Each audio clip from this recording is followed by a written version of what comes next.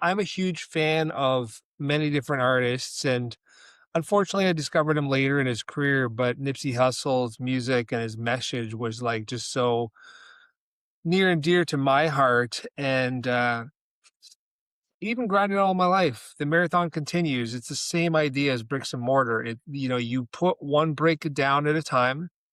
The wall never stop building the wall. You just keep adding more bricks. Sometimes you mess it up and you got to take parts down and rebuild. So I think that that's such a apt pick of yours, and you can't keep going. You mentioned like redefining yourself. I think that people don't even intentionally redefine themselves. I think it just naturally happens as they start to learn more, experience more, travel more, and then they say, "Oh man, I never even realized that I could be vegan or I could cut out, the booze or whatever it is." And then your whole world changes and you've redefined. Yeah. Well, I think a big thing too, as I've gotten older, is like that idea that I think when you're in, hardcore and punk, it's definitely a very youthful kind of like scene. And I think, especially like in North America, there's a big kind of like segment of people that stop being a part of like that heavy music community. And they're just like, oh, I'm older now. So I'm just going Uh, to, you know, not go to shows. I'm not going to do these things. And then I think as you get older, you're maybe like, oh, you know what? I can't learn this new thing. Like, I'm not good with computers. I'm not good at this. Or like, oh, I used to skateboard.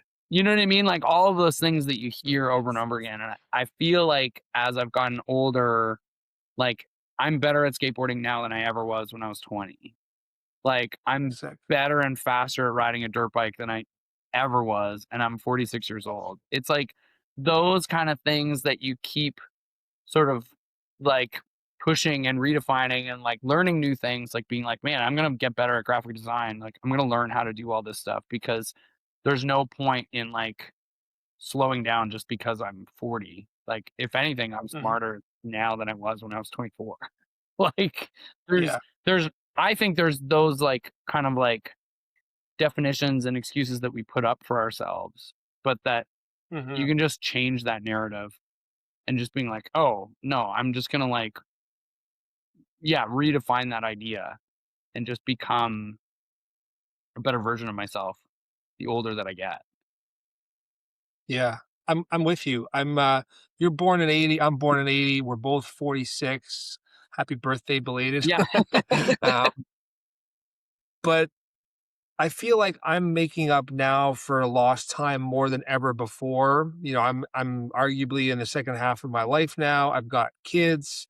I've made lots of mistakes. I'm really trying to be the best version of myself possible each and every day because I spent time in university as a stoner, because I spent time like less focused on what I want to do, my purpose in life, and that I spent time working for others, other jobs, other companies. I feel now compelled to work smarter, faster, better than before Yeah.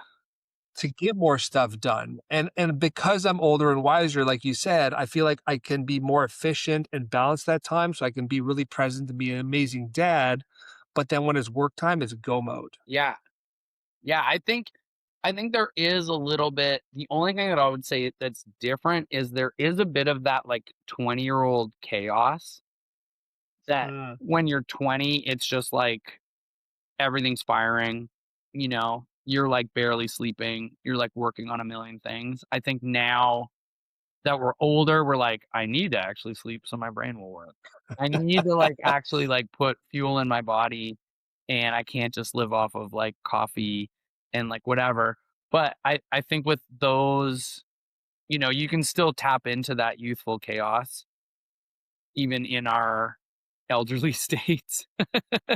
yeah, But I yeah. I think it's like it's definitely different, and I don't feel like we need to limit ourselves to be like, "Oh, I missed the boat when I was, like, 26," you know? Yeah. I agree because as much as I was saying that, that's a feeling. I don't think I missed the boat because I do believe that I am where I'm supposed to be, Yeah, right? Like my path. led to here, and if those previous things didn't happen, I wouldn't be the man that I am now, Yeah. and that's okay. Yeah, oh, yeah, yeah, yeah, totally. And I think that too, like, I think as long as you're, like, learning from those, like, mistakes and those things that we've done, it's like, then you're just yeah, you're just moving forward in, like, the way you're supposed to. I think when we, Yeah, like, hell yeah. let those mistakes, like, define us and we kinda, like, stop at that point, that's when it gets, like, kind of problematic. Fail hard, fail fast. That's what me and my team always says, if you're not I even tell my kids that if you're failing, that's great. I've mentioned this on a pod before. My kids fail. I'm the dad that's like, great job, good job messing up. And people look at me like, what's going on? I'm like, I'm encouraging them because that failure is one step closer to doing it right. That's one step closer to Yeah. figuring it out or to doing it better. And I don't want them to think of failure as negative. Failure is amazing. Yeah. Yeah, yeah, yeah, and that it's not crippling, you're just like and then I think, like, getting your ego out of the way so that you can make those adjustments. Because I think the Definitely. problem is sometimes the stubbornness that we all can have where you just, like, are making the mistake over and over again and not doing the, like in skateboarding, it's like sometimes those simple things you have, like, the older friend who's just like, "Hey, move your left foot back," and it's gonna, like, open up so much more, instead of being like, "No, no, no, I got this. I'm just gonna do it." And you just make the same mistake over and over and over again. You're like, "Oh, okay, Yeah. take some criticism, take some helpful hints, like, learn to accept, the wiser person who's done it before." Mhm. And then Yeah, I mean, it's not even necessarily about right or wrong, wiser or less wise. I think that as a society, that's how we improve. That's how we get better when we're humble enough to admit when we're wrong and apologize for it, smart enough to admit when we know what we're talking about, but always be open to conversation about everything. yeah, Like, I don't have to agree with you on vegetarianism, but I should learn from you yeah, and change my position yeah, on yeah. things. So, when when did you go into straight edge and vegetarian and hardcore? Like, was it all at the same time, or did you have stages throughout your life? No, it was all kind of around the same time. So, late '90s, early 2000s, I'm in high school, like, getting super into hardcore, learning about all these ideas, me and, like, my best friends, and kind of that same so you're getting into hardcore, you're learning about straight edge, you're learning about veganism. There's, Krishna bands happening in the early '90s or late '90s. There's so much stuff that's happening, and then you're kind of carving out your identity in that. But lots of friends, Okay. I think, going vegan at that time. So I became vegetarian in 1998. Just again, like, listening to my body more than the, like, animal liberation side of things, like, just being like, "Oh, man, my body cannot process meat, and I wanna be healthier." I think also just, like, in general, like, it was around the same time that I was like, "Man, straight edge makes a lot of sense to me, but I'm just, like, not there Mm, yet." So, became vegetarian first, and then cut out, kinda everything by the time so I was 18 when I became vegetarian, and then I was 21 by the time I, became straight edge. And then that was okay. just it. And I think for me too, like, seeing a lot of people that were really again, talking about gravitating towards those people, I had met all of these straight edge kids in Ottawa. And so I moved to Ottawa. I had family there, so I worked for my uncle, and I lived in Ottawa, and I met all these guys who were, like, playing in, rad bands like Buried Inside, Miles Between Us, Roads to Shiloh. I, like, met all of these like, met Sean Scallon, who was doing Spectrasonic and, like, putting on all the shows. And it was like this was this whole creative, artists, photographers, musicians, like everybody who was just doing all the things that I wanted to be doing. And then they're also all straight edge. So I was just like, okay, this is exactly where I need to be. And just like surrounded myself with that. 100%. I think you said something there that's really special and important because there's a lot of people that will just, attach themselves to a scene because they like the scene. But you said that you felt like you identified within yourself this inability to process meat or that it felt better for you to be a vegetarian. Mhm. I think that's important, like I don't want to like at people and say don't just jump on a scene because you think it's cool, but you should. If you like something, go for sure. Yeah. But if you can identify core, like a deeper value, a deeper thing that resonates with you, then 100% embrace it. Mhm. Yeah, and I think also, like, knowing whether or not, like, some of those people aren't straight edge anymore that I met, but it was, like, all of those connections to people, like, that's how I met Andrew McCracken, who runs Double Knot Design, but he was the first bass player in Cancer Bats.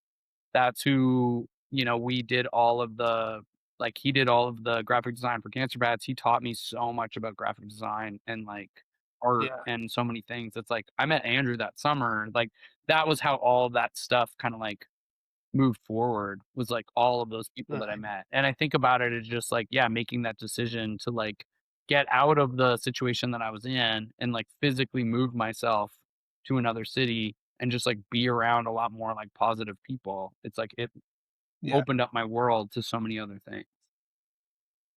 Positivity, man. With reason or season, right? Things happen. And I think that if you, for example, just using vegetarianism, attach yourself to something like that, it works with you, but then you change later in life, that's also okay. Yeah, Change is the only constant, and you have to constantly follow that inner beacon, right? And yeah. understand where it is.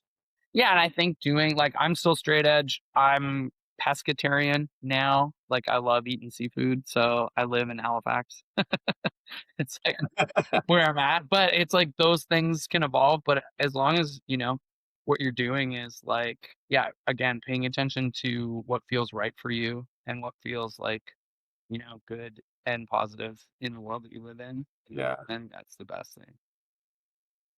Nice. But before we hit record, you were talking about, the scene and these crazy moments of realization where some of the things that you lived through and performed through were like super epic for so many other people to come into the scene. Why don't you like pick up that thread? Because it was really interesting. Oh, yeah, yeah, we were talking about because we just finished the 20-year anniversary of Birthing the Giant, and Yeah. the thing that I find really interesting is obviously, like, that album changed our lives. Like, it was like, Mm, so much of this stuff. But to meet all of these people and have this interaction with, like, people at every show where they tell us about how much, they had their lives changed by just like learning about hardcore through our band. yeah. And like, not only I was talking about a big one for us was that we did the Alexis on Fire, Every Time I Die, Cancer Bats, Attack in Black. That was like Western Canada. So in 2006, Mhm. that was like a lot of kids getting exposed to different hardcore bands. And like seeing Every Time I Die and Cancer Bats, I think was like a big eye opener for them. The other big tour that we always like I always get feedback from is people telling us like Billy Talent, Alexis on Fire, Cancer Bats was the first time they heard hardcore. And the thing Yeah. that I think is really interesting about it is because these kids were 11, 12, and it was like that tour then like led them to this whole other lifestyle, like really changed their lives. And the people that I'm talking to are now playing in bands. They like got tattoos, like they still kept going to shows. And this is what I was saying on the tour that we just finished is that it's not that that was their first hardcore show, you know what I mean? It's the fact that they've then been going to hardcore shows for 20 years, and that Yeah. that wasn't their last hardcore show is, like, the most important part, is that they've still, Yeah. like, been a part of this community and, like, made all these friends and had all these connections and are still coming to shows. It's like, that's the crazy part. Oh, yeah, and the other thing that I was saying before we started recording was that the other tour that I hear from kids all the time is Sum 41 No Warning. Was, like, a huge tour, Mm, and that was, like, the other gateway into hardcore. that these people had. And it's like at the time when we're doing these tours or like putting these together, you don't really think like in 2010, I wasn't thinking that I was going to get tons of kids into hardcore by just like doing Yeah. that. We're just like, oh, we're on this tour. We can help promote, Bears, Mares, Scraps, and Bones. We're going to hand out samplers to kids at all these arena shows. And then I have these Yeah. people like this past month being like, man, you handed a CD to me and you told me to go to more hardcore shows, is what one of the guys told me.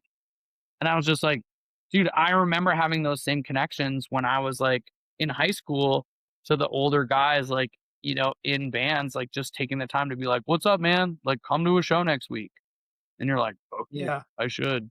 It's like those little moments that you don't realize create such a ripple across someone's life, And it's like, I love stuff like that. Like, I think it's so cool to kind of like, for me to have that like influence and to also Mhm. then meet this person down the line to like be able to reflect on it. It's just like, yeah, it's kind of a mind blow. So, I mean, I appreciate you sharing, and to that point, I've got one for you too, but I haven't shared this before, but, everyone's musical path is different, right? Like, I started with classic rock and blues at home, or maybe not blues, more so jazz. Eventually, I discovered blues of my own, but when I started to develop my personal like, my own taste at the age of 8 or 9, whatever it was hip hop, so late '90s or sorry, late '80s hip hop, and then obviously grunge and then alt rock were popping off. And then I got into metal and electronic. I lived in Europe, so you couldn't like avoid house and just electronic in general. And then all of a sudden, Prodigy and all these other cool bands are popping off.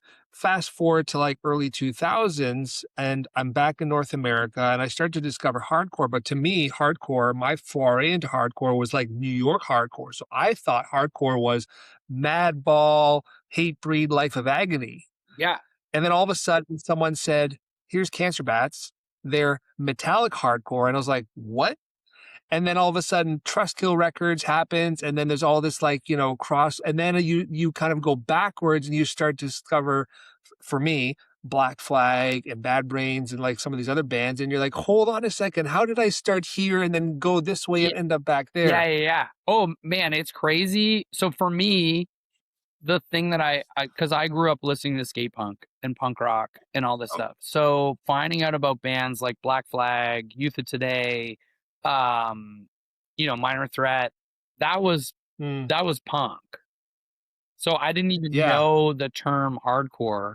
And then it wasn't until same, like finding out about these like super heavy, like New York bands. Again, like I grew up in Kitchener Waterloo. So it was like we were heavily influenced by like Buffalo bands and like New York and Syracuse and like all of that kind of mm, scene. So it was like that was what hardcore was. But yeah, H2O, like all of these bands, like I was like, oh, this is just punk. And then like someone kind of, in your high school is like, no, no, no, no, no, this is actually how it's like more defined. And you're like, okay, so then I'm obsessed with hardcore. It turns out.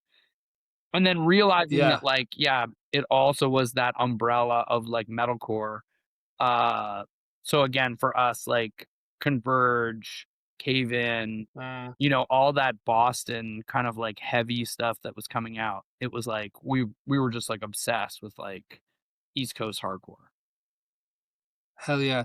I mean, shout out to Death by Stereo. I love those guys as well. Another Yeah, band dude, that like, Ephraim and I all mean, those. it's a world, right? Yeah, yeah, those guys are the homies. Yeah, and then like learning about all that stuff. I mean, also for us, like in Canada, like we talk about the Cancer Bats tours that we would see.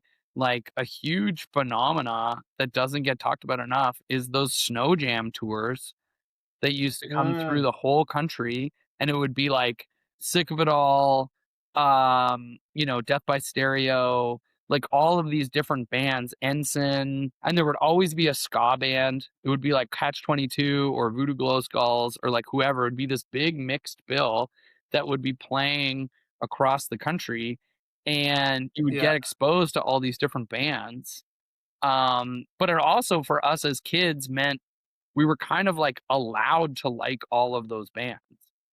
Like we Mhm. don't think about it because now like the internet you can listen to whatever you want. But kind of back in the day, if you were like a skateboarder, you were trying to figure out like what scene you belong to.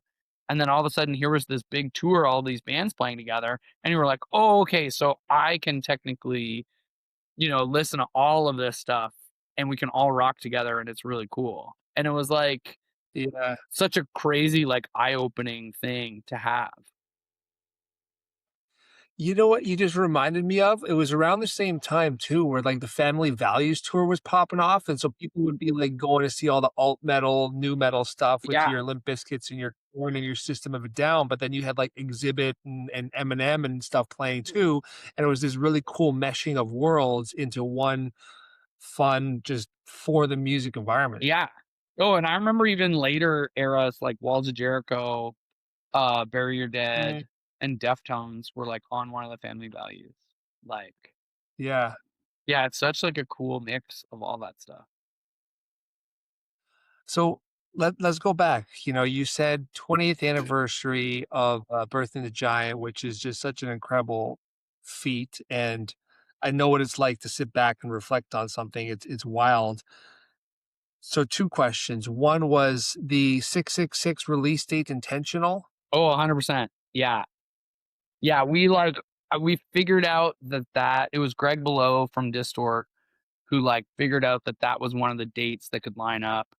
So he was like, we have to get the record done for this day.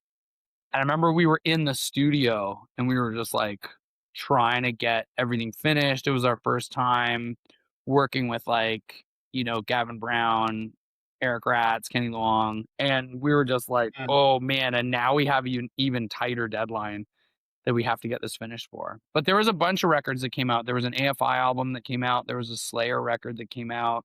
There was like a couple others. So we also were like, oh, this is just like a cool day to be in record stores because obviously we'll be amongst, all of these other albums that'll be like new releases. So that was like part of the kind of like motivation.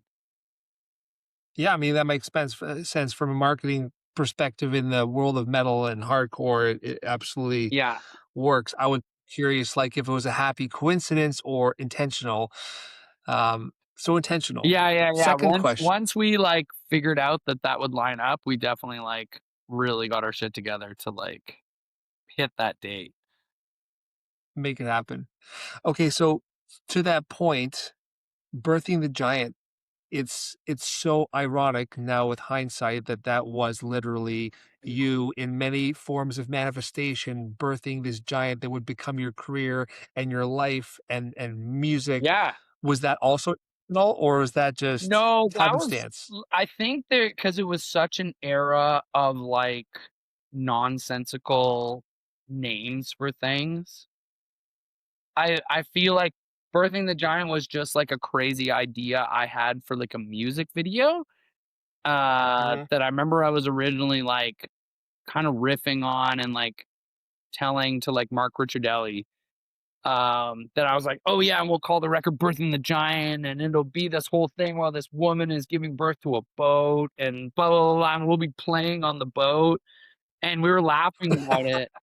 And then that idea like didn't go obviously at the time because like 2005, 2006, like the idea of using like animation or like CGI or like any of those things, like we're still shooting music videos on like film. And I had met Mark Yeah. on like I was like an extra in a Blue Skies Turn Black or Blue Skies at War um music video. And so it was like we were just like kind of like joking around with this guy. And I was like, when our album comes out, you're gonna make the music video for it. And like here's the demo and blah blah blah blah blah. And he was on his way to he was flying to Winnipeg to go make a Comeback Kid video. He made the Wake the Okay. Dead video. And I remember him like kind of like being friendly but sort of brushing me off. And then a few days later he like emailed me back and he was like, I actually listened to the demo and this is awesome. He's like, Sick. when you get your shit together and you guys like put out this record, like let's make a video for sure. So then when we got signed to Distort, like Greg was like, oh, this is sick. Like you already know Mark who like makes these videos and like who does all this stuff. And Scott and I Mhm. were also then in Hey Mama, the music video for Alexis, where they had all the like doppelgangers. Okay. If you remember that video. Anyway, so it was like this, then we had this like connection to Mark and we were friends. So we're like, okay, we're gonna make all these crazy idea music videos together. That's so rad, man. I'm so happy for you and, this trajectory, this making a life out of your passion and your art, out of hardcore. Um, so I guess you gotta aim big, you gotta birth this giant, and then you have to just be consistent and brick and mortar it for 20 years, and that's the secret to success? Yeah, I mean, the thing that I always think of, like the secret to Cancer Bat's success is not having any goals other than wanting to tour. So everything Uh, was just with the reason of like, we couldn't wait to go on tour. All we wanted to do was go on tour. We designed all of our lives. It's like we didn't have places to live. We like lived on tour. And that I think allowed us to no one had bills to pay. Like we only had cell phone bills because we literally just like slept on friends' couches. And when that was even being like a little tight, I remember Mikey and I just being like, we need to just book as much tour as we possibly can so that people aren't mhm. like sick of us like staying at their houses. So we went on tour for 7 months straight where all we did was just line up tours back to back to back to back to back for like 7 months. So then by the time we got home, everyone's like, "You're back." And we were like excited to see us. That's funny, so that you didn't overstay the couch welcome. Yeah, exactly. Then we were like, "Okay, let's extend this and we can just like really go for it." But it's like also that gamble of like you have to just live on the road to make the thing work. Mhm. Or at least I mean, that's the only business model we know. so you literally lived the starving artist model, the cliche, and you're like, My art and everything that I am is tied to this, and I'm gonna create a life around that in order to be able to continue pursuing it." Is that accurate? Yeah, or the act of doing it is the success. So I agree. that kind of it's like the action is the juice, you know, where like the success or failure is more just like we just wanted to see the world. And so we would just like accept every offer that we would get. We were like luckily in this position that like because we had a lot of friends and because we were really going for it, people would be like, "Oh, we can't do this tour, but you should ask Cancer Bats to do the tour," kind of thing. So we would get recommended, you know, from friends. Like Alexis on Fire was like, "Oh, you know, who you should take on tour is Cancer Bats," and then Rise Against is like, "Hey, we have this tour that's happening for 6 weeks in Europe. Can you guys do it?" And we're like, "Doesn't matter what the money is, Yeah. like 100% we're in." And then we would just figure it out. We would just like make every budget work. We would make every opportunity work because we just were like, "Oh, we can go on tour with Gallows. Like, you're only gonna pay us £100 a day. Like, we'll figure it out. We'll just make it work. It doesn't matter." And so it was like that kind of like mentality of just being like, all we want to do is this thing. Like we'll figure out being Mhm. scrappy and like eating food and like doing whatever like along the way. But like we'll just sell enough merch. Like I'll make sure we Yeah. sell enough merch that I can Did make all. did you always have Sorry, go ahead, buddy. No, no, no. What were you gonna say? Well, I was gonna ask you, like, ever since I've known you and interacted with you the half a dozen times that I've been fortunate enough to do so, you always come across as like not only totally authentic, which you are, you're very real, but like super happy and super positive. Um, is that something that you was born into you that you had to learn? Is it a combination? Like where do you think you get that mental fortitude, that attitude? I don't know. Yeah, I think I've always been really stoked. Like, I think, like, I've definitely, like I've had hard times, like, obviously, like anyone, but I think, like, just genuinely, I think of, like, how lucky I am to have been, like, born with the brain that I have, that's just like can see the positive sides of things. Like, I have like super nice, like positive parents that also instilled that in me. But I do think of like I have friends that like genuinely struggle with like mental health stuff and have just like different brain chemistry. And I think a lot of times of just like, man, I feel really fortunate to just I have a brain that just runs off of, the food I feed it and the water that I drink and the sleep that I have. And I feel really fortunate that like I can just, be positive given all those things. And Mhm. that I'm like, I genuinely wake up happy every day. That's amazing. Yeah. So I That's feel really fortunate in that. And that like the genuine things like, man, I get so fired up to just like, yeah, be making music, to be able to ride motorcycles, to be but maybe it's chicken and the egg. I just I really like those things, so I do it a lot. I know that riding motorcycles that's gets me really stoked, so I try and ride as many motorcycles Mhm. as I can.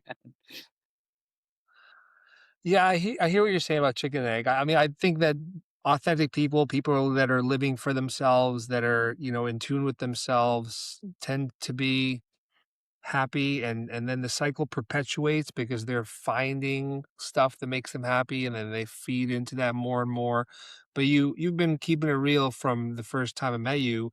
Is that what you think is critical for artists that aspire to be where you are to keep in mind? Like what do you think you would say to artists that are trying to succeed? And let me give you a quick example because I work with so many artists. Yeah, I even got an email like 2 days ago that was like, I'm so sick of this industry. I'm so sick. I've like had so many failures with different publicists. My music's really good. It should be at the top of all the lists.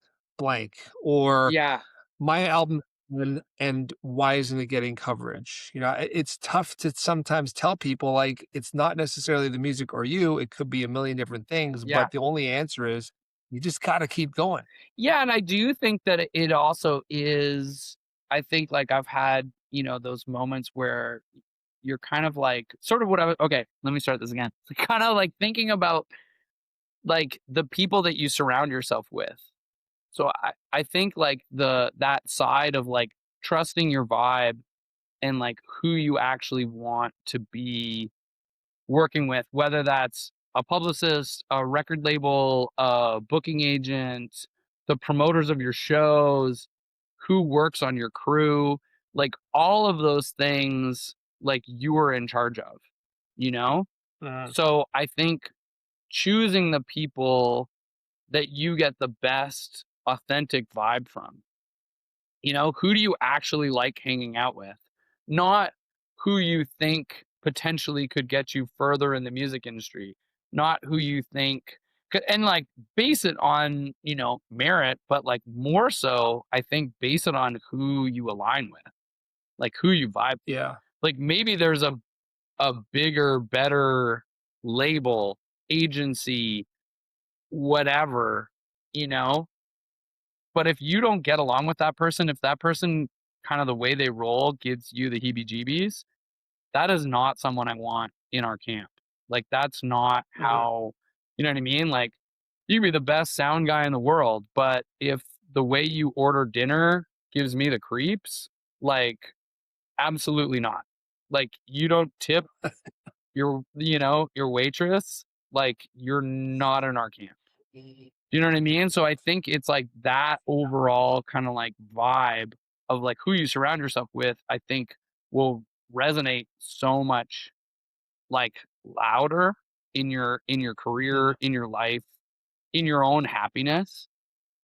I think that's like sometimes the things that we're like not paying attention to, you know what I mean? As much like and then that goes to say like what is the point of all this if it's not to enjoy your life? Yeah. I fully agree, and I think there is like the big thing, right? Artists that are doing for art's sake or creators that are doing for creation's sake versus I've made this, I need to succeed now.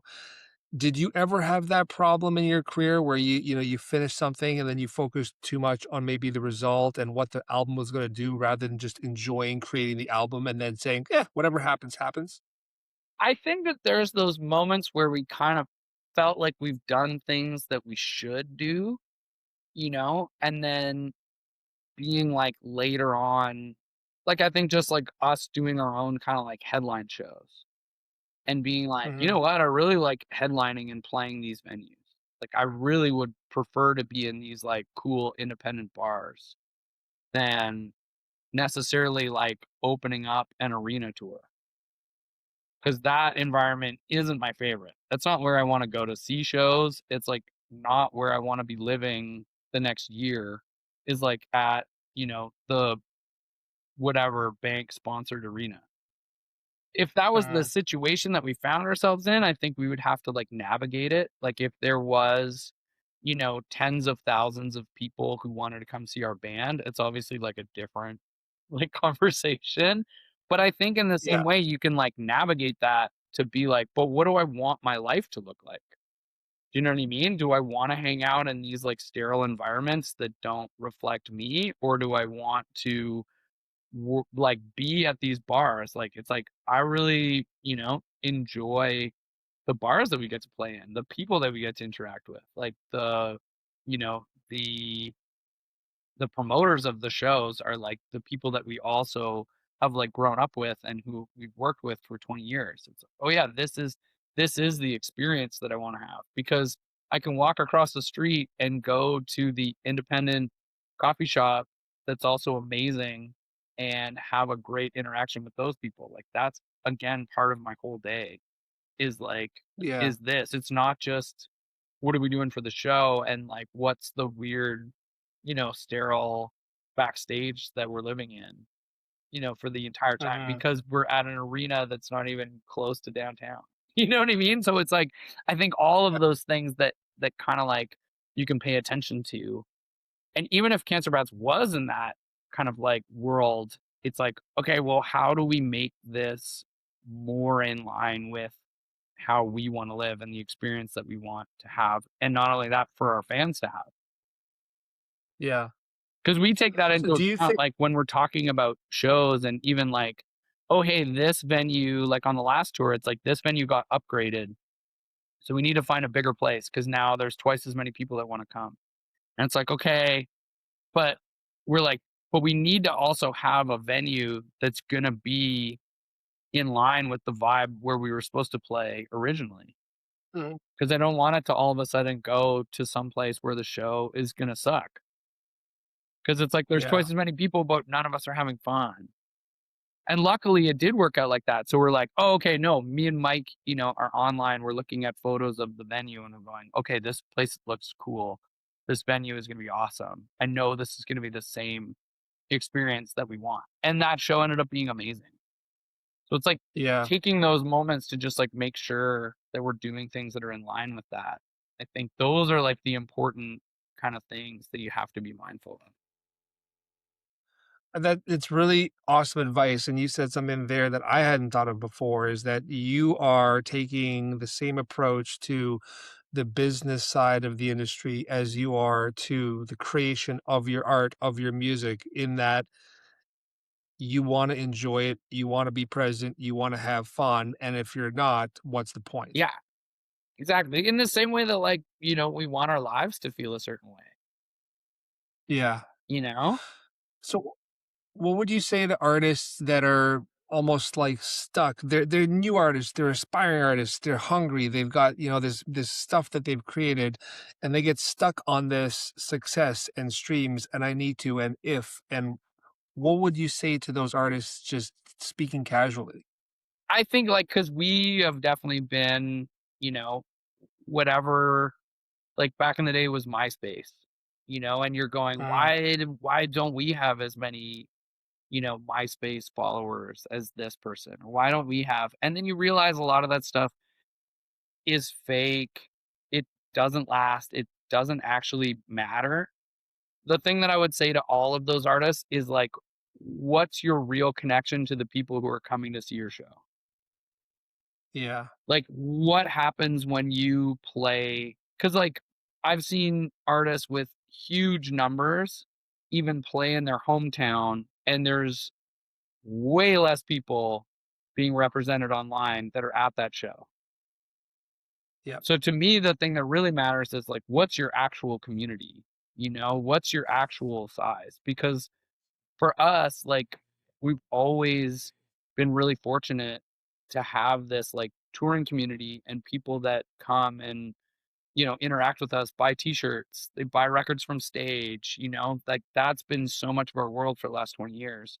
And Mhm. it's like our career and like the things that we've been able to do, if you just looked at our SoundScan numbers or you just looked at our Spotify numbers, like it doesn't translate into the actual career that we've had. Right. And I think that kind of is what speaks volumes to like get past looking at what someone's online community looks like. Like Cancer Bats has, I don't even know, under 100,000 followers on Instagram. But the fact that we can, like, tour, across Canada and have, like, venues packed out and people buying tons of merch and having an awesome time, like, that to me is a better representation of our band than what our Spotify end of year playlist is. Because like, Uh, I'm I'm with you. this band is going to outlast Spotify. Do you know what I mean? Like, those are the things that are the reality because MySpace isn't around anymore. Why did I care what numbers we had on MySpace when that platform doesn't even exist? It's Mhm. like, I couldn't even tell you how many followers we had. I couldn't tell you who was in our top 6, you know? And it's like, if you think about what you're doing and the art that you're creating, you have to think of it outlasting those things. Because, like, at Yeah, the end of the day, live music is going to outlast all of that. Like, the need to get together and headbang and, like, circle pit and to have that release, it's not for every genre, but for punk and hardcore, that is never going to go away, and it's always gonna be more important than whatever social media platform exists. Because when I the solar agree. flares come and wipe all that stuff out, we're still gonna have a punk show. You know what Yeah, I we'll mean? probably have a punk show because of the solar flares. Yeah. Yeah, exactly. So I think You those are know, some of the things that that when we're younger and we're trying to figure it out and we're feeling frustrated, that it's like those bigger ideas. It's like, okay, well, what's the connection that you have to the people that are actually like showing up to your shows? And that's what you should really yeah, be like building on and like, you know, and cultivating. I agree. Is connection to your work, is connection to your creation. I think that's where it starts, and that's the single most important thing. You said it yourself. If you're not enjoying what you're doing, what is the point? And to your point about performance, you don't have to go back too far in history. I mean, you can go back to Mozart and Beethoven, and then some of that era, and it was all performance. They weren't selling merch and records and stuff like that. There was no streaming platforms. It was literally like, I made these songs. This guy's got some cool stuff. Let's go and perform in front of a crowd, Mhm. or the king will have you, whatever it was. Yeah, I think of those, and then maybe also the other side is because we were such like a band, like Hail Destroyer came out in the like height of like pirating. Mm, So it's like the lowest selling album in our catalog. really? But it's our most popular record because everyone just got it off of Pirates Bay or wherever they got records online, which to me, like bad time to be a record label, great time to be a band. Cause then Yeah, we were able to tour the entire world and our shows just got so much better. And it's like, again, I'm just like always basing things on those live experiences. yeah. It's like, oh yeah, we can look at There's streaming numbers, or you can look at this photo of people losing their minds in England. You're like, I don't know. Seems like people know who our band are. yeah. I'm with you, man. It's the experience that is everything. It's funny because the more conversations I have with like all sides of the industry right now, the more I'm hearing I feel a big shift coming. Yeah. in the industry. Not just the industry, but globally, I genuinely do, and more industry people right now are talking about core fan. Find your core fan, find your core audience. What's your average revenue per user? Do you know what those things are? Do you know that Spotify and streaming services are great, but those are marketing tools and those are vanity metrics? And you should, instead of putting everything out on Spotify and hoping for 1 million followers, you should drip feed stuff there and leverage that as marketing towards maybe like a Bandcamp where the whole album's out and the core followers will then be actually paying for it and putting money back into your camp so that you can continue going with this beautiful ride. There's a shift coming, and I think that we're gonna see big changes in a good way Yeah. that benefit the artist and benefit the fans. Yeah, and I think there's, like, such a return to physical media.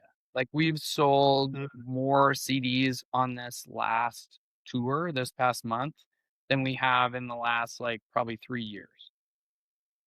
You wow. know? And it's like, that's young kids getting back into CDs, that's people getting into vinyl, like, it's people rediscovering cassettes. Like, I think there's going to be more of a rejection of just, like, digital media in general because people Mhm. want that physical experience. I think Yeah, having too much phone time and all of those things are going to, like, change into people wanting to come out and experience live music and to buy a physical thing and to put it in the CD player of their old car that they just bought because they can't afford a new car. And they're like, this is the best. You're like, it is the best. yeah. CDs in the car, the best. Listening to the full I album where you rip around in a car, like nothing gets more real than that. Yeah, and some of the car systems are just so superior to what we have on our desktops that are like streaming and all these little Bluetooth speakers. My parents just gifted me, they had like an extra one of those old Bose hi-fi systems that all the old people were buying. And all it is like a single disc changer. And I kept all my CDs. And now my kids, who range from like 5 to 10, like, we're sitting at the dinner table having Taco Tuesday yesterday, and I have ill communication. No, sorry, check your head. Beastie Boys on the thing. And my kids, like my 8-year-old daughter, is like reading the track list and like, can I change the song? And I love this. And then they start to get up and dance, and everyone's going nuts. Like, that's cool. Yeah, yeah, yeah. Yeah, looking at the layout, like holding the piece of paper that like, Yeah. yeah, comes along with it. All of that stuff I think is so important. Let's go back a bit to like who you are as a human. So I can clearly see now, and correct me if I'm wrong, but Treadwell came after motorcycles because Treadwell is like almost out of, "Hey, I need this. Why don't I have this? Why don't I have my own stuff? I'm on the bike, Treadwell." How did you get into bikes? Like, how did that become such an important part of who you are? I see almost like this freedom mentality, this happiness mentality, and then take me from that into how you discovered it to this crazy thing that Jen, your publicist, mentioned, which was Metal for Nepal. Oh, okay. Yeah, I mean, I got into motorcycles like later in my life. I didn't grow up really riding them. I had some cousins in Alberta. I learned how to like ride a dirt bike with those guys, but I didn't get into bikes until I was like 29. And Uh, I dated someone who was also like wanting to get back into motorcycles. Her family was in motorcycles. And so we both kind of like she was getting back into it. I was learning how to ride. And I instantly felt like such a connection to it. Like just like you said, like that freedom aspect of it and just like the way that it calms your brain, like all of it just like instantly hit. And I remember I was living kind of between Toronto and Ottawa and I did mhm. a back roads. I didn't even have my full license, so I didn't take the highway. I just took like Highway 7 and Highway 2 all the way into Toronto. And that trip Okay. just felt so different from any of the, like, traveling that I had done, that I was just like I was hooked, like, I was just, like, instantly into this. And then from there, got even more into, like, dirt biking and, like, enduro and, like, all of the different aspects of kinda moto. And then probably 5 years from there was when I started the clothing brand. So being more into the motorcycle community and wanting to have a bit more of, like, a connection but for me, like an identity outside of cancer bats. So to do something that Right. was just on my own, that was separate from the band. Also, maybe a way for me to be creative outside of just cancer bats. So to do art that looked very different. My whole thing with Treadwell was like, I want this brand to be super positive. I don't want to have skulls on it. It's not going to be about ride or die or any of this stuff. No reapers, no nothing. I was like, it's going to be silly cats and it's just going to be ultra positive message. To just be completely separate from anything that was in Cancer Bats world. Uh, Yeah. and again, just like wanting to be doing graphic design or art or anything and to have kind of like this reason to take on some new ideas. And then slowly kind of like within like the first year I sort of like figured out what the vibe was. And then at the same time I wanted to like do more of a fashion end of it. So obviously t-shirts, hats, that's like still cancer bats related. Whereas doing more of a fashion end of things, so like making vests, like a riding vest, making a jacket. I ended up making pants pretty soon. So like all of those to kind of again define myself a little bit more as a brand. Because at that Mhm. time, like in 2015 when I was starting, there was a lot of the people from a band starting a clothing brand was like it Yeah. was kind of like a thing. And I wanted to also be very separate from that. So not just making merch. I wanted to have something that like was more of its own solid brand. And especially to be like a little bit more in moto. So like to go to like motorcycle shows and trade shows and to do those things to have a more substantial kind of like line and not just Right. some silly hats and shirts. So that was kinda like I went all in on that to be like, "Okay, I'm gonna make this like its own thing." And then I had a connection to manufacturing through friends that were already making tons of stuff for other brands. So they had like this company that was like ethical, and like really high quality stuff made in China, like made in Shanghai. So having that connection through my friends, I was able to like work with their factories and like really quickly like get this brand going in kind of a step. Nice. So that was like the trajectory with that. But it was more just an excuse for me to just then be all in on moto. So I was doing tons of motorcycle events. There was like a whole really exciting scene that was kind of happening in that world. So like it felt like early days of punk rock. Like everyone who had kind of aged out of like going to hardcore shows were getting into motorcycles, so it was like a really Mhm. DIY kind of feeling scene. And then the traveling I was doing, I'd be on a motorcycle, I would have Treadwell gear with me. And then I was like, again, like sleeping on people's couches and like kind of like I was when we first started Cancer Bats. So it felt like a real like fun throwback, except now all the people that were like letting me stay didn't live in like weird punk houses. They lived in like cool adult houses with garages where they worked on bikes. So it was like also a little bit cozier. I was like, "You can stay in our guest room." Yeah.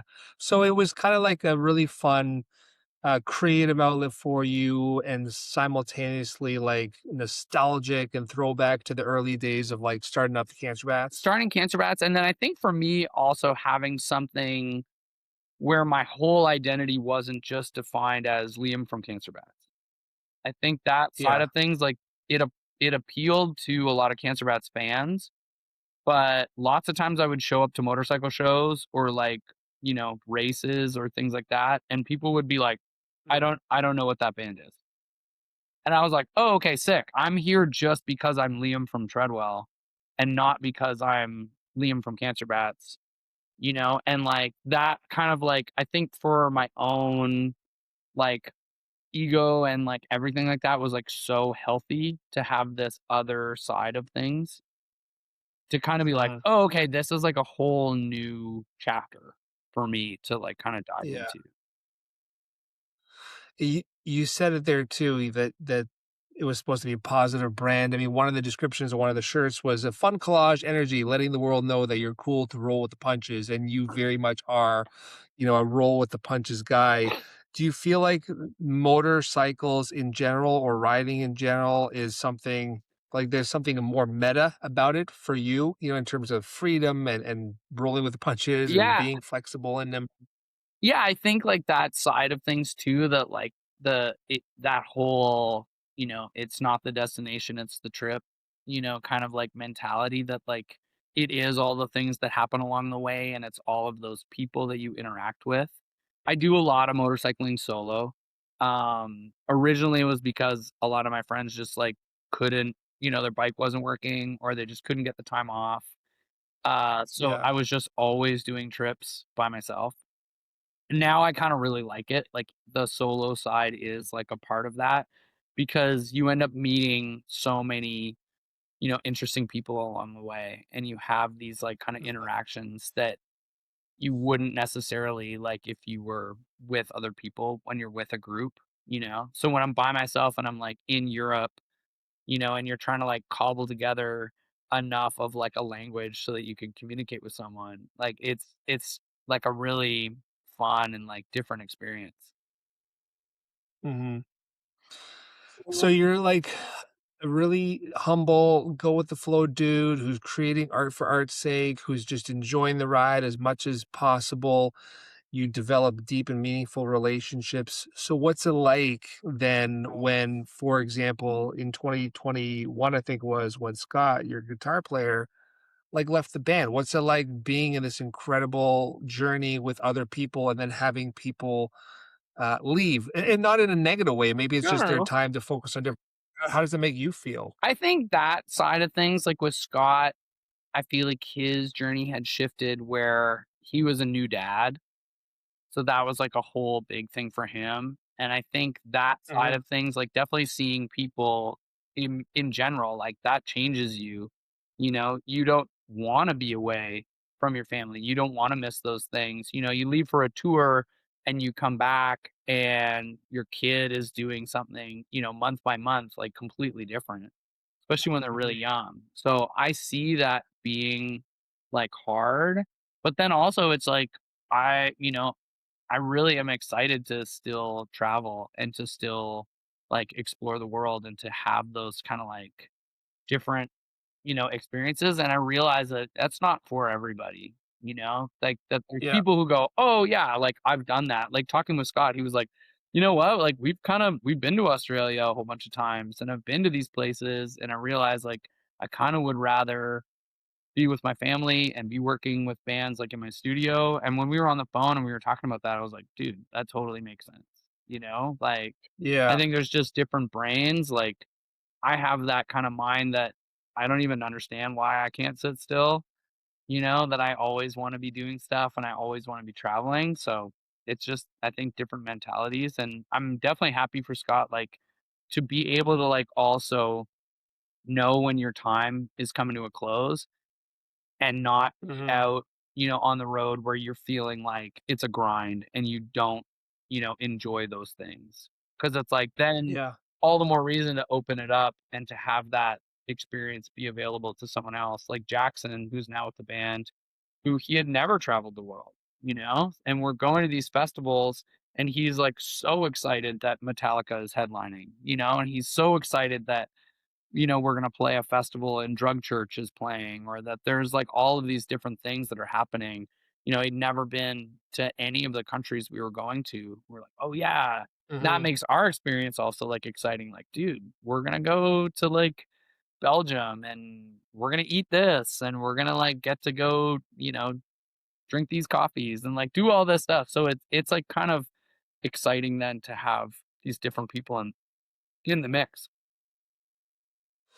I totally agree, and, I'm with you, if you said it before, if you're not having fun, what's the point? And so these Mhm. paths change or journeys change and new inputs happen. It could be a kid, and then your reason changes.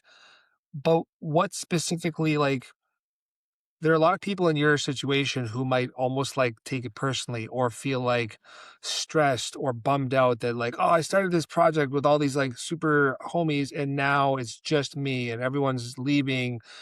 How do you look at it? What's your mindset? Because it seems to be very different. Like, that's cool. You do your thing. I'm going to keep going. Yeah, and I think that's how I look at it, that there's other people that really want to have, like I said, with Jackson or like with, Jay who plays bass. Like Jay's been in the band since 2007 and he's still, Hmm. super excited to play these shows and like to go on tour and to like see all these friends that we have around the world. So, it's like I'm not mad at Scott for not wanting that. I'm like happy that Jay still wants to do that and that Jackson still wants to do that. And like with Mikey, like he's, you know, always trying to navigate that balance with having kids and being able to do this creative Hmm. thing. So we've had fill-ins with Mikey, and again, it's like I'm happy that Mikey gets to be at home and to have a great summer with his boys. And then on the flip side, it's like our friend Al was touring with us in Europe. We were having a great time. Or when we've had our friend Wim, come tour with us. It's like I love that there's all these people that, can come and just be part of the vibe. But again, it's like we're choosing again these people that we really want to be around. So I think that's the other Yeah. important side to us, that it's like, oh, we're gonna have, Al's gonna play drums and Joel's gonna do merch, and that's gonna be the best thing ever. And like Mara is gonna do sound, like Mara's the best, and like Brooklyn's gonna come, and that means, Brooklyn's gonna do merch and be able to sing with us. It's like all of these things that we get really excited about. And not, oh man, I can't believe this guy doesn't want to do this. It's like, oh, I can totally believe it. 'Cause Yeah. tour is also really Yeah. hard, like, it's physically hard. It's like, not everyone is built for it. Like, you have to push through a lot of stuff, and you have to be able to, like, stay positive throughout it, and I know that that's not something that is, like, in everyone's DNA. So, I just wanna Yeah. be on a crew where everybody is in it for those same reasons. I think you said something really cool there that, life is challenging. There's definitely times where it's really hard and our journeys will all change and people come in and out of our lives at different reasons for different times or at different times for different reasons. Um, but if you go back to that idea that you had that you're constantly surrounding yourself with not necessarily like-minded people, but good people who you are vibing with and that you can communicate with, then when these big things happen, when these big changes happen, it's really just a conversation. And then you understand each other and you're like, yeah, cool, man. I get that. I'm going to keep doing this. You do that. And we'll figure out something else in the meantime. Yeah. Yeah, and I think also, like, not having a fear that this thing will stop because those people aren't involved anymore. Like, I think I have that confidence in, the combination that is, us being creative and like working with different people. I think if we felt really like kind of stuck, like if Scott was the only person who could ever play guitar in Cancer Bats and it wouldn't work without him, it's like, well, we all write this music together. We're all the sum of its parts. So, Yeah. when Mike and Jay and I work on things, people don't know who wrote the guitar, like, or vice versa. Like, when Scott's in the band and we're working on things, people think that that's maybe a Jay song, and it's just like, it's Hmm. always going to be like that because it's just the nature of all of us working on things together. So I do think like it would 100%. feel different maybe if I was like fearful that I would like never, be able to do this. But I guess I also, in my mind, like I know like, there's no end to the like creativity that's like in my brain. I like can't even Yeah. shut it off or sleep sometimes. So that things I'm never like worried about like coming up with ideas or like infinitely being like able to like, kind of like come up with something stupid that I can turn into an Yeah. idea. Well, I mean, there's clearly like within your camp and within the other guys and people that have been in and around cancer bats, it doesn't seem like there's very much ego. It seems like, especially with you, there's a lot of calm confidence, and with that, it's easier to flow. It's easier to address, change and pivot as it comes up because you don't get stuck on something. You're just like, cool, let me reassess. Yeah, and I think because we've had that, like, proven, like, Cancer Bats has had record labels, like, we've gotten signed to labels, and we thought it was gonna be really great, and then it didn't work out, and it's like we kept being a band despite all of those Mhm. things. So I think some of that confidence does come from, like, you know, over the years, it's like we were signed to Roadrunner at one point, and that deal ended, like, almost as soon as the record came out. Like, Roadrunner totally shifted, and it's like, man, we were able to put out even better records after that. Like, that was before we put out DSOL. Like, man, DSOL Mhm. was an even bigger record than Bears, and it wasn't because of Roadrunner, it was because of, all of the people involved in the band at that time. So it's like those things Yeah. that you kinda like it's like the ebb and flow of it. It's like, "Oh, okay, well, like, nothing is gonna kinda stand in the way as long as we all wanna make something, cool and fun and then celebrate it around the world with the people that like our band," you know? I love it, man. I love the vibe. Why don't we end on this last thing that I mentioned earlier? You're a rad dude, and when you look up your name and the bios and all this stuff, there's mentorship and other kind of keywords that come up that show you as giving. That you're the type of person that isn't just about take. That you're a big giver. You probably like see the symbiotic relationship in the nature of the two. And then there's this medal for Nepal thing. So talk to me a bit about how you give back and what mentorship means to you and what Medal for Nepal says. Let's end there. Yeah, yeah, I mean, I think the thing with I guess to speak on both points, like, for me, we've been given so much.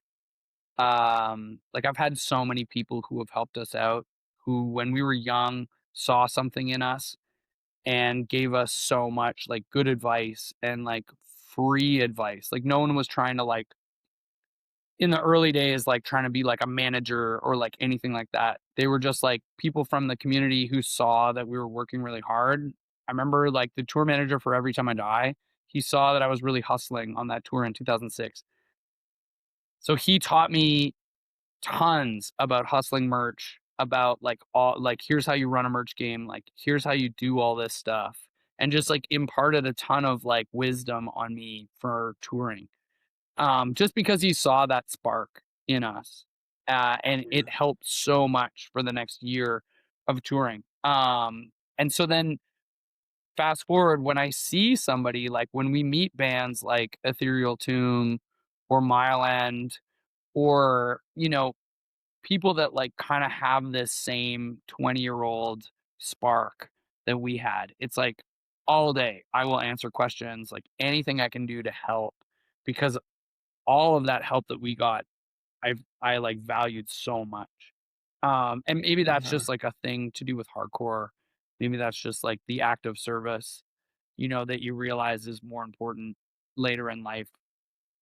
But, so that's that side of things. Like, I forever wanna help out, the young and up and coming bands because it's just, like, that's what it's all about. Then Metal for Nice. Nepal is, like, a really cool organization that I've become really good friends with all of those guys, who are so it's a Nepali for people who don't know, it's a Nepali charity that this band Underside who are from Kathmandu, they basically started um when the like earthquake kind of happened and like the whole country was rocked by all of that weather. And they've kind of kept this thing going as just like a way to like help the Nepali communities, specifically kids that are like live up in the mountains that live like quite poor. So to get them jackets, one of the things that we just did was to like raise money for art supplies for them. So kids that are going to these kind of like boarding schools in the mountains to be able to give them like school supplies and stuff like that. I'm like part of it, but it's more led by the guys from Underside and specifically Flower is one of the guys who like runs and like spearheads the whole thing. That's like his huge project. Nice. And then we've been fortunate to do some motorcycle trips to help promote the charity and to also raise money for the charity with people that are riding. But they do like tattoo conventions. Right now, there's a huge. They have a guitar that they're auctioning off to try and raise money again for kids. And it's been like signed by all these artists, and they actually brought it to the like peak of a crazy high mountain. Like it's just like gnarly kind of like story behind this guitar. But the whole thing is like is really rad, and I'm just like happy to try and help those guys as much as I can because I think they're Yeah. all awesome, and I love Underside. So I mean, music, community, acts of service, it's kind of all hardcore. It sounds like it's your whole life has been around that ideology and that lifestyle. yeah, I mean, definitely like trying. It's like the life that I want to lead. Like I think that's the thing that I mean, I guess I've said as a thread throughout this. It's like sitting back and being like, well, what do you actually want to be doing? You know, in your everyday? What's the life that you actually want to be leading? You know? Yeah. And therein lies the best way for us to segue into you wrapping us up by giving us one final piece of advice or wisdom for listeners, viewers, anyone to take away and put in their pocket, a little Cormier wisdom. Cormier wisdom, I would say the less you worry about the money side of things, the less you get wrapped up in all that, and the more that you do something because you genuinely love it, the more it actually works out.